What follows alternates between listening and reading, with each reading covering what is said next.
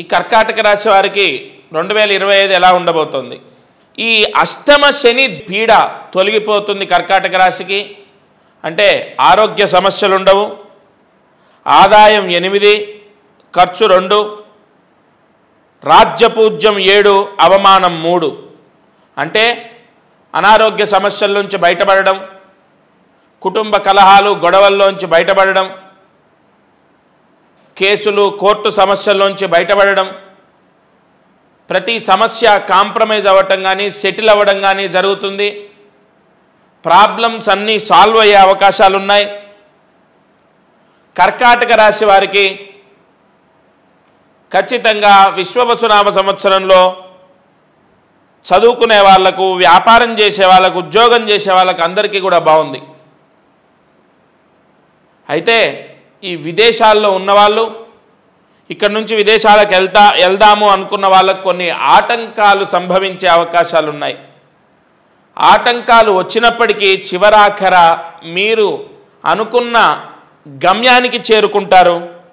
దైవ బలం పరిపూర్ణంగా ఉన్న రాశిలో కర్కాటక రాశి ఒకటి. గృహయోగము, వివాహయోగము ఇత్యాది శుభయోగాలు కర్కాటక రాశికి సూచిస్తున్నాయి. కర్కాటక రాశి వారు ఈ అష్టమ శని దోషము కర్కాటక రాశిని విడిచిపెట్టడం ద్వారా, కర్కాటక రాశికి అష్టమ శని దోషం తొలగిపోవడం ద్వారా చాలా బెనిఫిట్స్ ఉన్నాయి. అంటే ఈ సంవత్సరం చాలా మంచి జరుగుతుంది. ఏ విషయంలో అయ్యా? చదువు, ఉద్యోగం, అనేక విషయాల్లో మానవాళి మనం ఏది ప్రయత్నించామో అది మనకు దక్కుతుంది.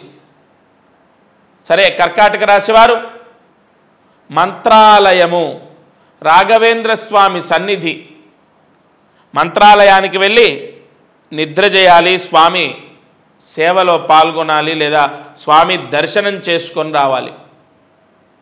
2025 సెప్టెంబర్ లోపు మీరు, అది దక్షిణాయనమైనా ఉత్తరాయణమైనా పర్వాలేదు, సెప్టెంబర్ లోపు స్వామి క్షేత్రంలో నిద్ర చేస్తే చాలా మంచిది.